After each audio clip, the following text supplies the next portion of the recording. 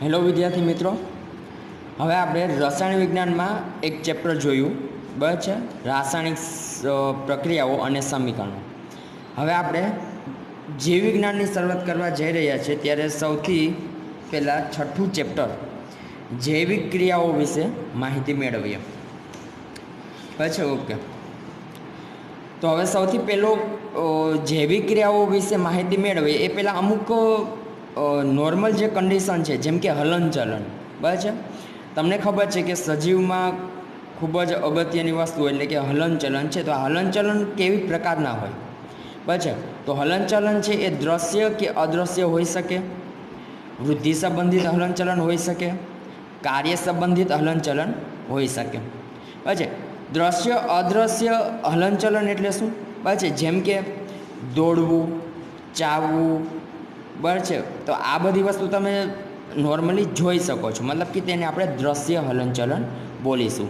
બરાબર છે, પરંતુ વનસ્પતિની વૃદ્ધિ થતી હોય તો એ વૃદ્ધિ છે એ તમને દેખાય નહીં. બરાબર છે, તો એને આપણે અદૃશ્ય, બરાબર છે, મતલબ કે શરીરની અંદરની જે બધી પ્રોસેસ છે, પ્રક્રિયાઓ જે છે તેને આપણે અદૃશ્ય હલનચલન બોલીએ છીએ. બરાબર છે, તો સજીવનું ખૂબ જ અગત્યનું લક્ષણ કયું છે?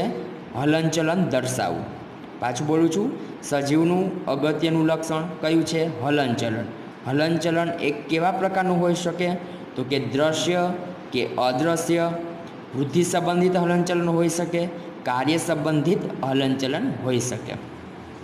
બરાબર છે, એ સિવાય અત્યાર સુધી તમે જીવવિજ્ઞાનમાં ભણી ચૂક્યા છો, બરાબર છે. આઈ થિંક 8મા ધોરણમાં આ શબ્દ તમારે આવી ગયો છે કે વાયરસ જે છે, વાયરસને સજીવ અને નિર્જીવ વચ્ચે જોડતી કડી ગણવામાં આવે છે. આ શબ્દ તમે ત્યારે પણ સાંભળ્યું હશે.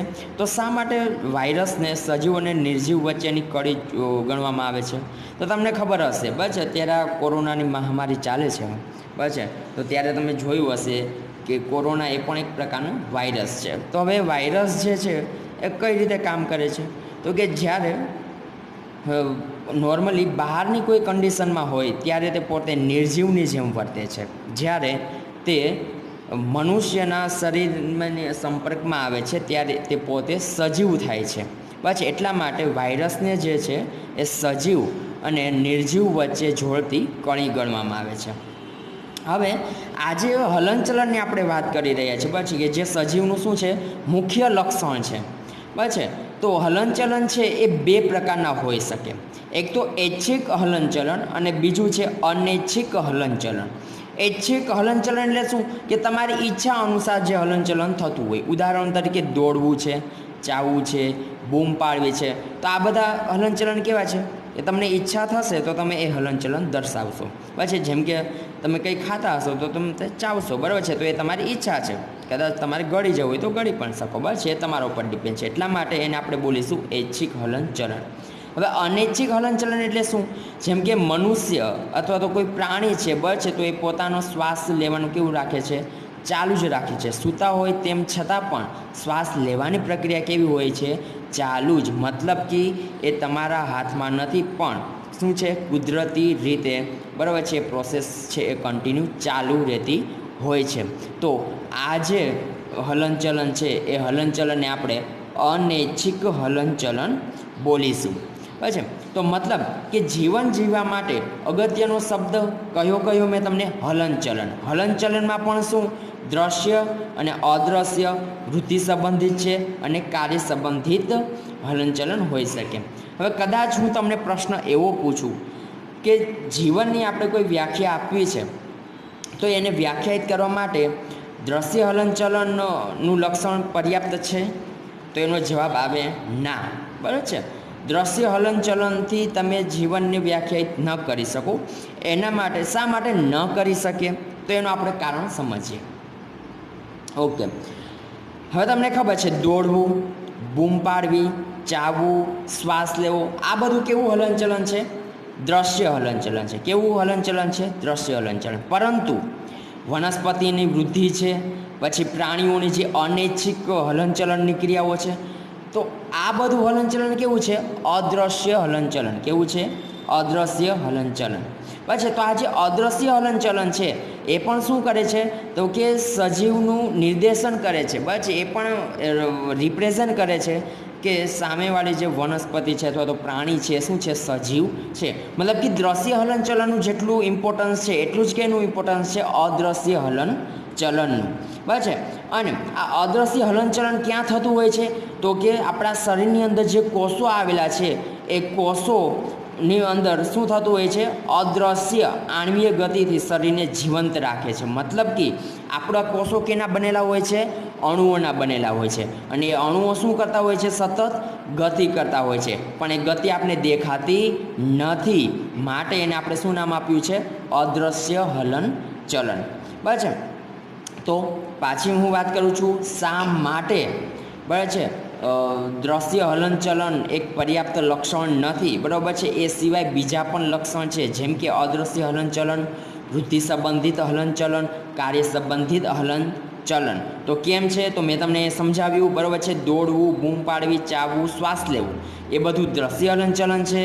પરંતુ એ સિવાય આપણે બીજી વાત કરીએ, બરાબર છે, તો વનસ્પતિની વૃદ્ધિ, પ્રાણીઓની અનૈચ્છિક હલનચલન, તો એ બધું અદ્રશ્ય હલનચલન છે.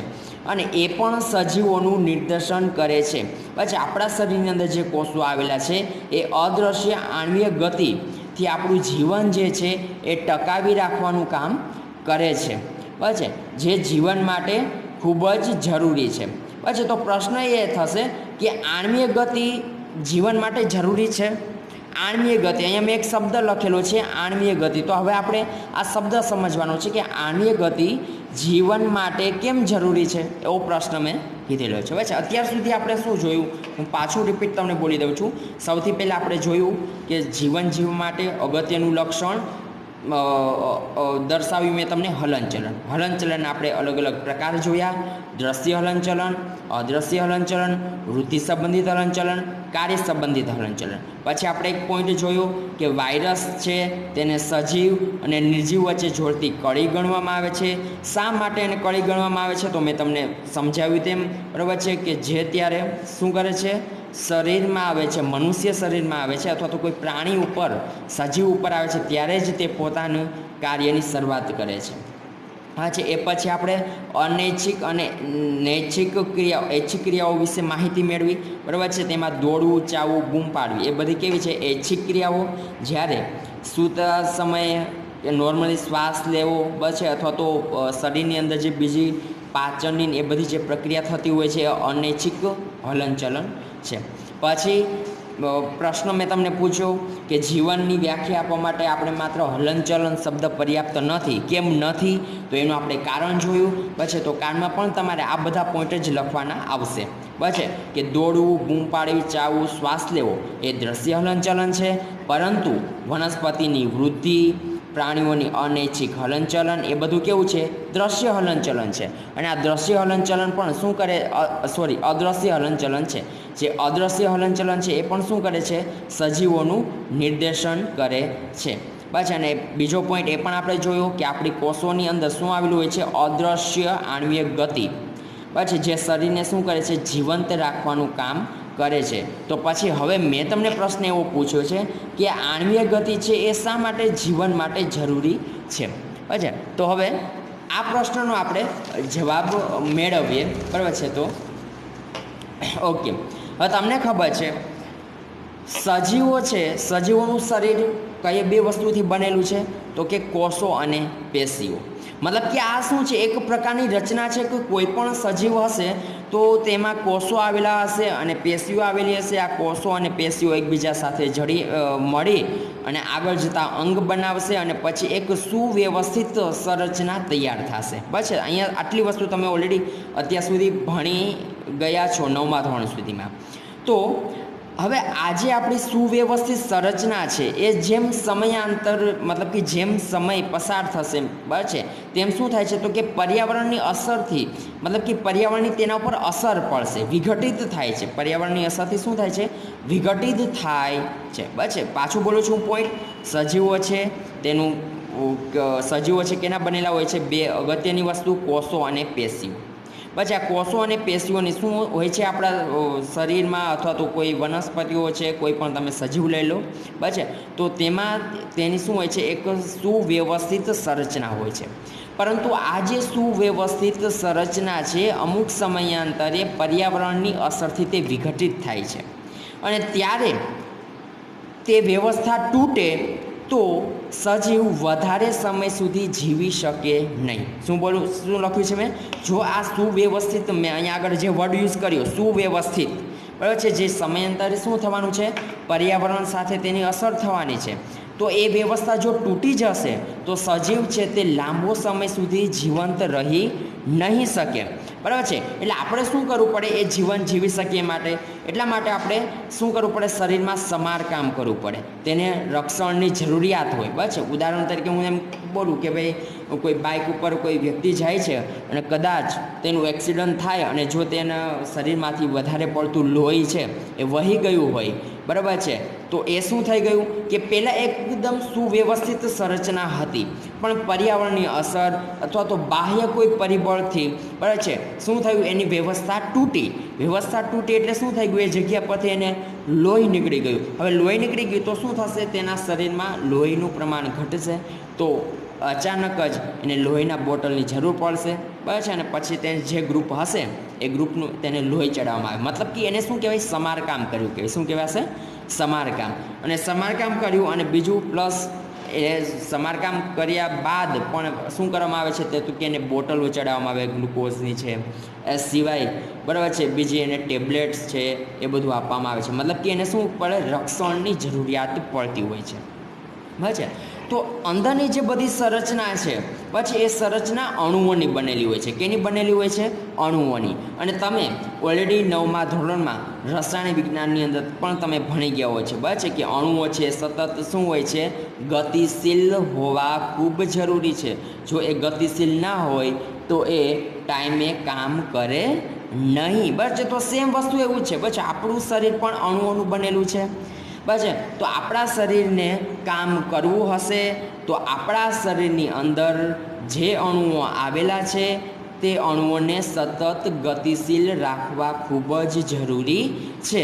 જો અણુઓ ગતિશીલ હશે તો કોષો અને પેશીઓ કાર્ય કરશે, કોષો અને પેશીઓ કાર્ય કરશે તો આપણા શરીરના અંગો કાર્ય કરશે, અને આપણે વ્યવસ્થિત જે સંરચના છે તેને જાળવી શકીશું, બરાબર છે. આમ આણ્વીય ગતિ છે એ શું છે તો કે જીવન માટે ખૂબ જ જરૂરી છે, બરાબર છે. તો આ પ્રશ્નનો જવાબ છે, બરાબર છે. તો પ્રશ્ન મેં તમને એવો પૂછ્યો કે જીવન ટકાવી રાખવા માટે આણ્વીય ગતિ કેમ જરૂરી છે, તો એ પ્રશ્ન જો પૂછાય તમને તો તમારે આટલો જવાબ લખવાનો થશે, બરાબર છે. જવાબ હું પાછો અગેન રિપીટ બોલું છું, બરાબર છે, સ્ટેપ બાય સ્ટેપ જવાનું છે. સજીવો છે તે ના શરીરો કોષો અને પેશીઓના બનેલા હોય છે, તેની સુવ્યવસ્થિત સંરચના હોય છે જે સમયાંતરે પર્યાવરણની અસરથી વિઘટિત થાય છે.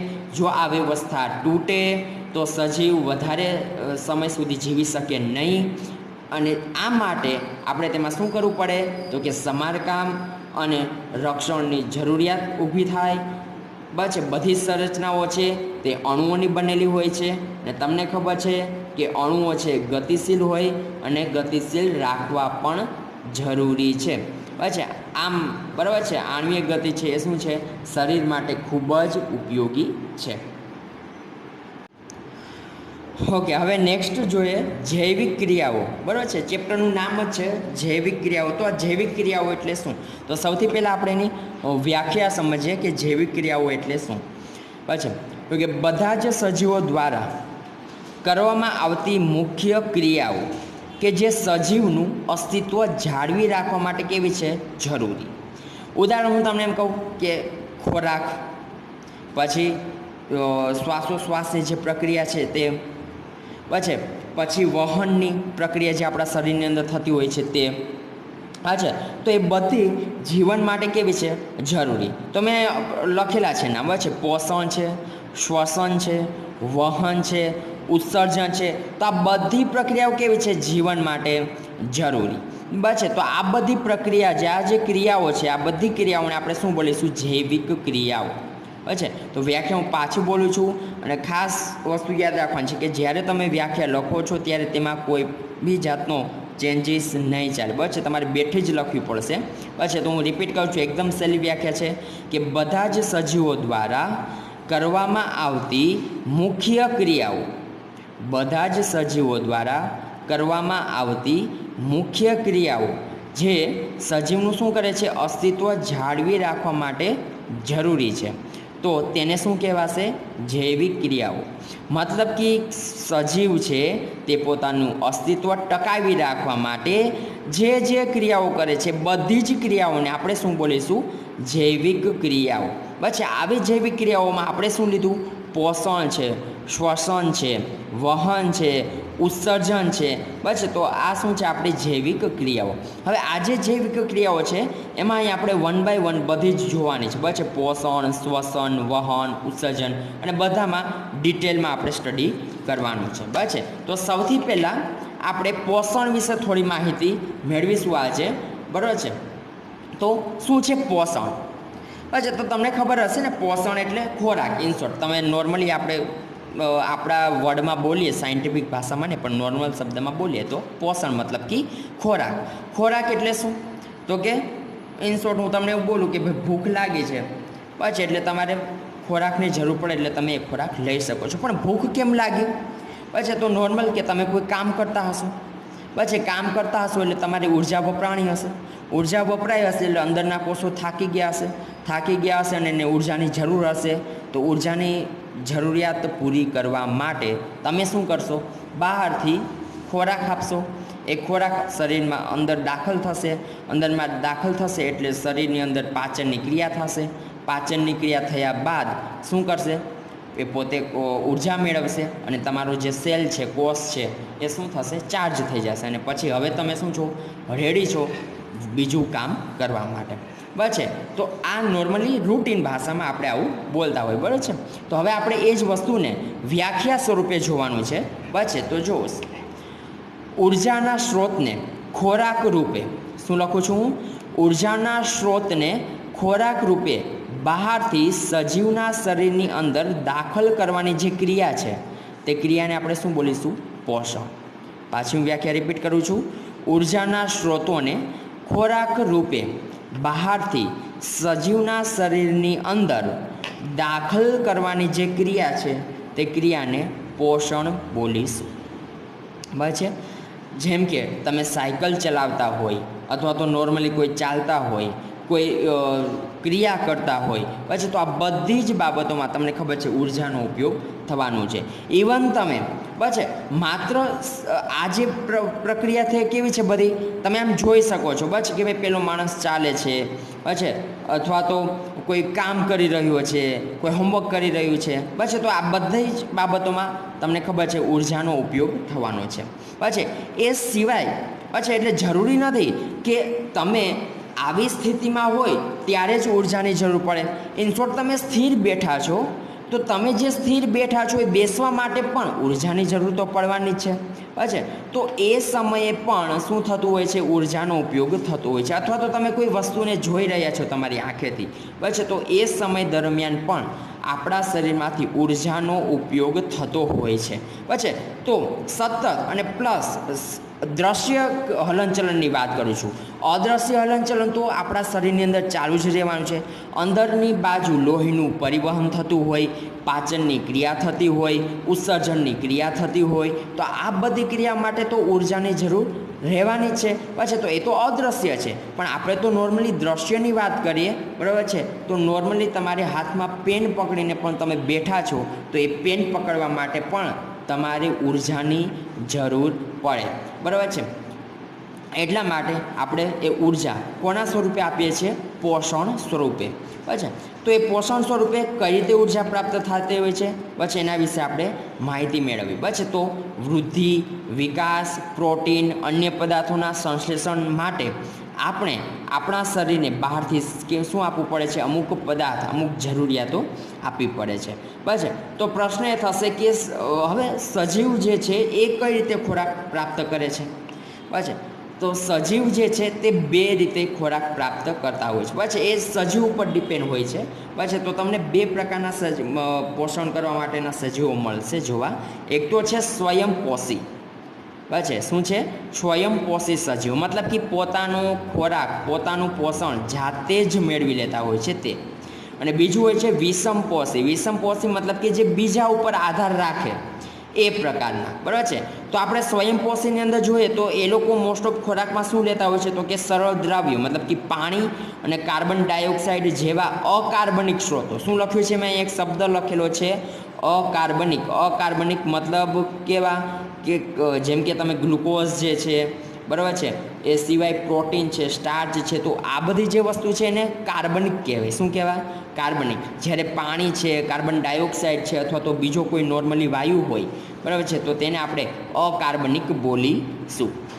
બરાબર છે. તો સ્વયંપોષી છે એ ખોરાકમાં શું લે છે? પાણી અને કાર્બન ડાયોક્સાઇડ.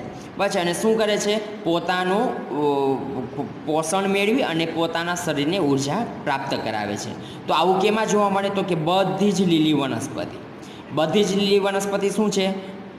સ્વયંપોષી છે, બરાબર છે. એ બધી જ લીલી વનસ્પતિ, બરાબર છે. તમે જોયું કે તમારે ત્યાં જઈને એને ઉર્જા આપવી પડે નહીં, એ વનસ્પતિ પોતાની જાતે જ ઉર્જા મેળવી લેશે. હવે એની સામે તમે વિષમપોષી જુઓ તો વિષમપોષીમાં શું હોય? કે અન્ય સજીવોમાંથી જટિલ પદાર્થો ખોરાક સ્વરૂપે મેળવી અને તેને સરળ પદાર્થમાં વિઘટન કરે છે. શું કરે છે? અન્ય સજીવોમાંથી શું કરે છે? બીજા સજીવોનો ઉપયોગ કરે અને તેની પાસેથી કેવા પદાર્થ મેળવે? જટિલ પદાર્થ મેળવે. એ જટિલ પદાર્થ મેળવ્યા હોય પછી તેને ખોરાક સ્વરૂપે ખાઈ શરીરની અંદર જશે અને ત્યાં તેનું સરળ વિઘટન થશે. આ વિઘટન કોના દ્વારા થાય? તો કે ઉદ્દીપકની મદદથી. કોની મદદથી થશે? ઉદ્દીપકની મદદથી. આમ તમે એવું બોલી શકો કે વિષમપોષી જે સજીવો છે એ કોના ઉપર આધાર રાખે છે? તો કે સ્વયંપોષી ઉપર. કોના ઉપર આધાર રાખે છે? સ્વયંપોષી ઉપર. પાછા ઉદાહરણ તરીકે પ્રાણીઓ છે, ફૂગ છે, પાછા તો આ બધા જ ઉદાહરણ છે એ કોના છે? તો કે વિષમપોષીઓના. બરાબર છે. તો હું બંને વચ્ચેનો ડિફરન્સ પાછો કરી આપું છું. બરાબર છે. સજીવો છે બે રીતે ખોરાક પ્રાપ્ત કરતા હોય છે. એક છે સ્વયંપોષી અને બીજું છે વિષમપોષી. પછી સ્વયંપોષી છે એ ખોરાકમાં શું લેતા હોય છે? તો કે પાણી અને બીજું કાર્બન ડાયોક્સાઇડ જેવા કેવા સંયોજનો? અકાર્બનિક. શું વર્ડ હું વાપરું છું? અકાર્બનિક. બરાબર છે. અને ઉદાહરણ તરીકે એમાં શું લેવાનું છે? લીલી વનસ્પતિ. જ્યારે વિષમપોષીની વાત કરું તો વિષમપોષીમાં શું હોય છે? અન્ય સજીવો પાસેથી કેવા પદાર્થો મેળવે છે? જટિલ પદાર્થો. કેવા પદાર્થો? જટિલ. જટિલ પદાર્થો એટલે અહીંયા તમે બીજું નામ લખી શકો, કાર્બનિક પદાર્થો. શું લખી શકો? કાર્બનિક પદાર્થો. અચ્છા. તો પાછું બોલું છું, વિષમપોષી અન્ય સજીવો પાસેથી જટિલ પદાર્થો મેળવે છે અને ખોરાક મેળવી અને પછી તેનું શું કરે છે? સરળ વિઘટન. પણ આ વિઘટન કોના દ્વારા થાય છે? તો કે ઉદ્દીપકની મદદથી. પછી અને આ બસ ઓકે. અને જે ઓલરેડી આપણા શરીરમાં પહેલેથી જ ઉપસ્થિત હોય છે. પછી આપણે પણ શું કહેવાય? વિષમપોષી સજીવ કહેવાય. કેમ કે આપણે આપણો ખોરાક ક્યાંથી મેળવીએ છીએ? તો કે વનસ્પતિ છે, બસ, અથવા તો કોઈ શાકભાજી છે, બસ એનો આપણે ઉપયોગ કરીએ અને એમાંથી આપણે પોષણ મેળવતા હોઈએ છીએ. બસ. અને આના પરથી તમે એવું બોલી શકો તો તમે કોના ઉપર આધાર રાખો છો? તો કે પેલી લીલી વનસ્પતિ ઉપર. મતલબ કે વિષમપોષી છે એ સ્વયંપોષી ઉપર આધાર રાખે છે અને પોતે શું મેળવે છે? કાર્બોદિત પદાર્થ મેળવે છે જે કેવા હોય છે? કાર્બનિક. ઉદાહરણ તરીકે ગ્લુકોઝ. આ વર્ડ તો તમે સાંભળ્યું જ હશે. તો ગ્લુકોઝ જે છે તેને કાર્બનિક પદાર્થ તરીકે ઓળખવામાં આવે છે. બસ. અને આમાં ઉદાહરણ તરીકે તમે લઈ શકો પ્રાણીઓ છે, ફૂગ છે. પછી તો આ બે મેઇન પ્રકાર પાડ્યા. હવે આપણે એક એક પ્રકાર વિશે ડિટેલમાં સમજવાનું છે કે સ્વયંપોષી એટલે શું અને કઈ રીતે કામ કરે છે. બસ. તો આમાં તમને ખબર છે મેં સ્વયંપોષીની વાત કરી છે તો મેં શું ઉદાહરણ આપ્યું? લીલી વનસ્પતિ. હવે લીલી વનસ્પતિ હોય તો તમને મગજમાં એટલો તો ખ્યાલ આવશે જ. અહીંયા કઈ ક્રિયાની વાત કરવામાં આવશે? આપણે પ્રકાશ સંશ્લેષણની. બરાબર છે. જે તમે 7મા ધોરણથી ભણતા આવ્યા છો, પ્રકાશ સંશ્લેષણની. બરાબર છે. એટલે એ જ વસ્તુ અહીંયા રિપીટ કરીશું. અને વિષમપોષીની અંદર આપણે કેની વાત કરી? પ્રાણીઓની. બરાબર છે. તો અહીંયા તો પછી બહુ ડિટેલમાં સ્ટડી કરવાનું આવશે પ્રાણીઓની. બરાબર છે. પાચન માર્ગ છે, બસ અને કઈ રીતે પ્રોસેસ થાય છે આખા શરીરને એના વિશે બસ. તો સૌથી પહેલાં આજે આપણે સ્વયંપોષી વિશે માહિતી મેળવીશું. ઓકે વિદ્યાર્થી મિત્રો, તો હવે આપણે સૌથી પહેલાં સ્વયંપોષી વિશે માહિતી આજે મેળવીશું બસ. અને કાલે પછી નેક્સ્ટ વિષમપોષી પરથી ડિટેલમાં જશું આગળ. તો આજે સ્વયંપોષી સમજી લઈએ. તો શું વાત કરી મેં, સ્વયંપોષી પોષણ તમને કેવા જોવા મળશે તો કે લીલી વનસ્પતિઓમાં. હવે લીલી વનસ્પતિઓમાં તમે અત્યાર સુધી ભણતા આવ્યા છો કઈ પ્રોસેસ તો કે પ્રકાશ સંશ્લેષણની ક્રિયા સજીવોમાં થતી હોય છે બરાબર છે. સ્વયંપોષીની અંદર કઈ ક્રિયા? પ્રકાશ સંશ્લેષણની. તો આ પ્રકાશ સંશ્લેષણની કઈ ક્રિયા કઈ રીતે થતી હોય છે તો તમને ખબર છે આના માટે કેટલી વસ્તુની જરૂર પડશે. સૌથી પહેલાં તો સૂર્યપ્રકાશ. બીજું શું આવેલું હોય છે? વનસ્પતિના પર્ણની અંદર ક્લોરોફિલ નામનું રંજક દ્રવ્ય આવેલું હોય છે બરાબર છે. પછી વાતાવરણમાંથી શું મેળવે? Carbon dioxide. તમે શું આપ્યું હોય તેને? પાણી. પછી આ બધી વસ્તુ ભેગી થાય એટલે ત્યાં કેનું તો કે એ જે કાર્બન ડાયોક્સાઇડ અને પાણી છે તેનું તે કેમાં રૂપાંતર કરે? ગ્લુકોઝમાં, મતલબ કે કાર્બોદિત પદાર્થની અંદર બસ છે. તો અહીંયા શું થયું? પાછું હું રિપીટ કરું છું બસ. લીલી વનસ્પતિની અંદર જે પ્રોસેસ થઈ પ્રકાશ સંશ્લેષણની, કેટલી વસ્તુની જરૂર પડે છે? એક તો સૂર્યપ્રકાશની હાજરી જરૂરી છે. ક્લોરોફિલ નામનું રંજક દ્રવ્ય પહેલેથી જ વનસ્પતિના પર્ણમાં આવેલું હોય છે. કાર્બન ડાયોક્સાઇડ છે વાતાવરણમાંથી મેળવશે. પાણી જમીનમાંથી મેળવી લેશે. પર્ણની અંદર પ્રક્રિયા થશે અને શું કરશે? તે ગ્લુકોઝની અંદર તેને રૂપાંતરિત કરશે. હા છે. લીલી વનસ્પતિ છે એ કેવી છે? સ્વયંપોષી છે બરાબર છે.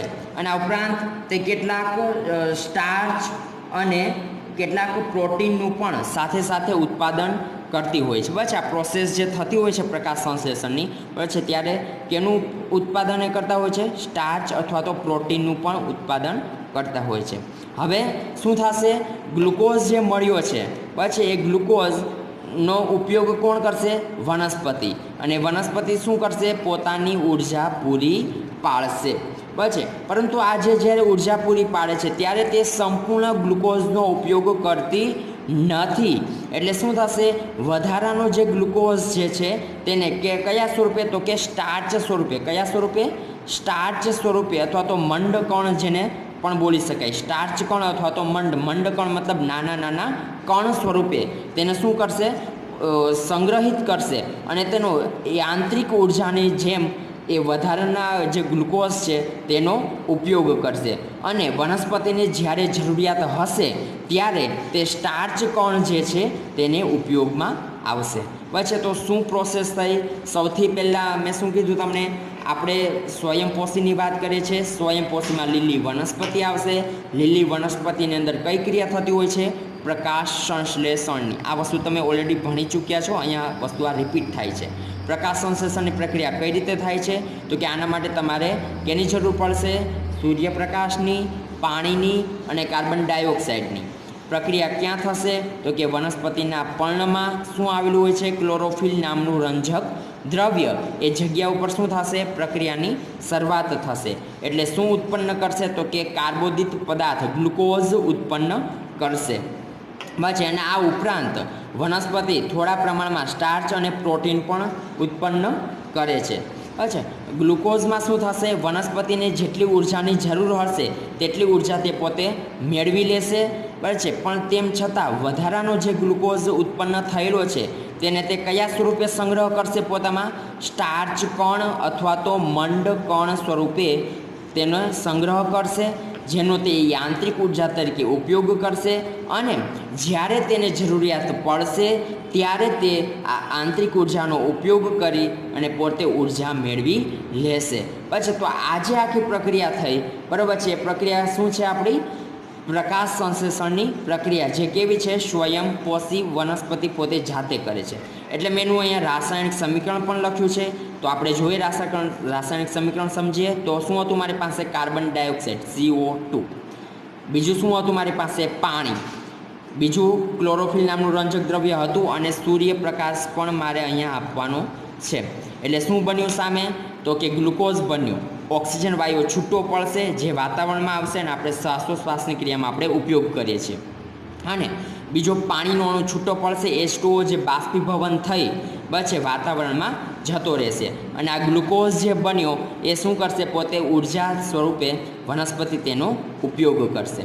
પછી તો અહીંયા કઈ કઈ ઘટના તમને જોવા મળે, તો કે પહેલાં તો પ્રકાશ ઉર્જાનું શોષણ કરું છું, મતલબ કે સૂર્યમાંથી જે પ્રકાશ આવે છે તેનું પેલું ક્લોરોફિલ શું કરે છે, શોષણ કરે છે. એટલે પહેલાં તો એક ઘટના ફર્સ્ટ, બરાબર છે. ફર્સ્ટ ઘટનામાં શું લખવાનું છે કે પ્રકાશ ઉર્જાનું શોષણ થાય છે. બીજું શું થયું, રાસાયણિક ઉર્જામાં રૂપાંતર. તમે જોઈ શકો છો કાર્બન ડાયોક્સાઇડ ને પાણી બંને મિક્સ થઈ ગયા અને સામે શું બનાવે છે, ગ્લુકોઝ બનાવે છે. મતલબ કે અહીંયા રાસાયણિક ઉર્જામાં રૂપાંતર થયું તેમ. અને બીજું શું થયું, H2 અને O2 મતલબ કે ઓક્સિજન વાયુ અને હાઇડ્રોજન વાયુનું શું થયું, વિઘટન. તમે જોઈ શકો છો અહીંયા H2O હતું પણ સામેની બાજુ જુઓ તો શું થઈ ગયું, H2Oનું વિઘટન થઈ અને ઓક્સિજન અને પાણીનો એક બીજો અણુ છૂટો પાડે છે. એટલા માટે અહીં મેં શું લખેલું છે, હાઇડ્રોજન અને ઓક્સિજન વાયુનું વિઘટન થાય છે.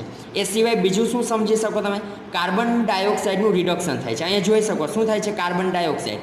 અહીંયા કાર્બન ડાયોક્સાઇડ શું કરે છે, જોઈ શકો છો હાઇડ્રોજન મેળવે છે. તો આપણે લાસ્ટ જે ચેપ્ટર ભણ્યા કેમેસ્ટ્રીમાં એવું આપણે રિડક્શનની પ્રક્રિયામાં એવું આપણે યાદ રાખ્યું હતું, જે હાઇડ્રોજન મેળવે તેનું શું થાય, રિડક્શન. તો આ પ્રક્રિયામાં જોઈ શકો છો મારી પાસે CO2 હતું, કાર્બન ડાયોક્સાઇડ, એ કાર્બને હાઇડ્રોજન મેળવ્યો મતલબ કાર્બન ડાયોક્સાઇડનું શું થાય છે અહીંયા, રિડક્શન. બરાબર છે. તો આ 3 ઘટના છે.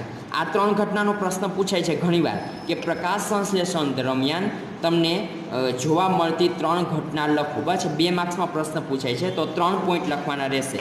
તો સૌથી પહેલો પોઈન્ટ, પ્રકાશ ઉર્જાનું શોષણ થાય છે, રાસાયણિક ઉર્જામાં રૂપાંતર થાય છે તથા હાઇડ્રોજન અને ઓક્સિજનનું વિઘટન થાય છે.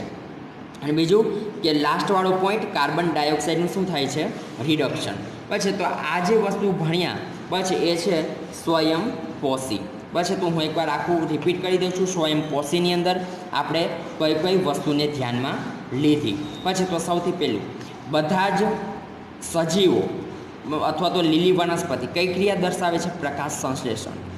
પ્રકાશ સંશ્લેષણની જે ક્રિયા છે તેમાં આપણે સૂર્યપ્રકાશ અને ક્લોરોફિલની હાજરી હોવી ખૂબ જરૂરી છે. પછી વાતાવરણમાંથી કાર્બન ડાયોક્સાઇડ વાયુ મેળવશે, જમીનમાંથી પાણી મેળવશે, પ્રક્રિયાની શરૂઆત થશે એટલે રાસાયણિક પ્રક્રિયા થઈ શું બનાવશે, કાર્બોદિત પદાર્થ ગ્લુકોઝ બનાવશે. પછી સાથે સાથે લીલી વનસ્પતિ છે એ સ્વયંપોષી હોવાથી ગ્લુકોઝની સાથે ક્યારેક સ્ટાર્ચ અને કેટલાક પ્રોટીન પદાર્થ પણ બનાવે છે. ગ્લુકોઝ જે છે એ વનસ્પતિને ઉર્જા પૂરી પાડે છે, પરંતુ વધારાનો જે ગ્લુકોઝ જે હોય છે મતલબ કે ઉર્જા જેટલી મેળવી લે એ સિવાય જે બચે વધારાનો જે ગ્લુકોઝ, બરાબર છે, તેનું સ્ટાર્ચ કણ કે મંડકણ સ્વરૂપે યાંત્રિક ઉર્જાની જેમ સંગ્રહ થાય છે. પછી સંગ્રહ થયેલી આ યાંત્રિક ઉર્જા તમને આગળ જતાં વનસ્પતિને જ્યારે જરૂરિયાત થશે ત્યારે તેનો તે ઉપયોગ કરશે. બરાબર. તો હવે નેક્સ્ટ પછી ત્યાંથી ઉપર આપણે જે પ્રક્રિયા બોલીએ છીએ એ જ પ્રક્રિયાને મેં સમીકરણ સ્વરૂપે લખ્યું કે મારી પાસે શું છે, કાર્બન ડાયોક્સાઇડ, પાણીનો અણુ એટલે કે H2O, પછી ક્લોરોફિલ, અહીંયા લખ્યું મેં સૂર્યપ્રકાશ, બંને વચ્ચે પ્રક્રિયા થઈ એટલે કેટલી વસ્તુ છૂટી પડે છે, 3 વસ્તુ. સૌથી પહેલાં ગ્લુકોઝનું અણુસૂત્ર છે C6H12O6. બીજું શું છૂટું પડ્યું તો કે ઓક્સિજન વાયુ O2 અને લાસ્ટમાં શું છૂટું પડે છે, પાણીનો અણુ. બસ આ પાણીનો અણુ ક્યાં જશે, બાષ્પીભવન સ્વરૂપે વાતાવરણમાં જતો રહેશે. બસ તો પછી નેક્સ્ટ તમને એવો પ્રશ્ન પૂછવામાં આવે કે પ્રકાશ સંશ્લેષણની ઘટનાઓ કઈ કઈ ઘટનાઓ બને છે, તો 3 ઘટના બને છે. સૌથી પહેલી ઘટના બચે શું છે, પ્રકાશ ઉર્જાનું શોષણ કરે છે. બીજી ઘટના રાસાયણિક ઉર્જામાં રૂપાંતર થાય છે. જોઈ શકો છો તમે ગ્લુકોઝ બને છે. બસ એટલા માટે એના પરથી આપણે બોલી શકીએ કે અહીંયા રાસાયણિક ઉર્જામાં રૂપાંતર થાય છે. અને હાઇડ્રોજન અને ઓક્સિજનનું શું થાય છે, વિઘટન થાય છે. અને લાસ્ટવાળો કાર્બન ડાયોક્સાઇડનું અહીંયા શું થાય છે, રિડક્શન થાય છે. એ વસ્તુ પણ તમે જોઈ, બરાબર છે. મેં તમને સમજાવ્યું એ પ્રમાણે, બરાબર છે. અહીં કાર્બન પાસે શું કરે છે, કાર્બન હાઇડ્રોજન મેળવે છે, જે ગ્લુકોઝના અણુસૂત્રમાં તમે જોઈ શકો છો C6H12O6. બસ તો શું કર્યું, કાર્બનને હાઇડ્રોજન મેળવ્યો મતલબ કાર્બન ડાયોક્સાઇડનું શું થઈ રહ્યું છે, અહીંયા રિડક્શન થઈ રહ્યું છે. બરાબર. તો આ જે પ્રક્રિયા હતી એ છે સ્વયંપોષી પ્રક્રિયા. બરાબર. તો આજે હવે તમારે શું કરવાનું રહેશે વિદ્યાર્થી મિત્રો? બરાબર. જૈવિક ક્રિયાઓની વ્યાખ્યા, બરાબર છે. પછી એ સિવાય પોષણ વિશે સંપૂર્ણ માહિતી જે છે એ મેળવવાની રહેશે. બરાબર છે. અને નેક્સ્ટ કાલે હવે મતલબ કે નેક્સ્ટ લેક્ચરમાં આપણે વિષમપોષી અને એ સિવાય બરાબર સ્વયંપોષીમાં અમુક ઇમ્પોર્ટન્સ કારણ છે બરાબર અથવા તો કોઈ પ્રશ્ન છે તો એના વિશે આપણે ચર્ચા કરીશું.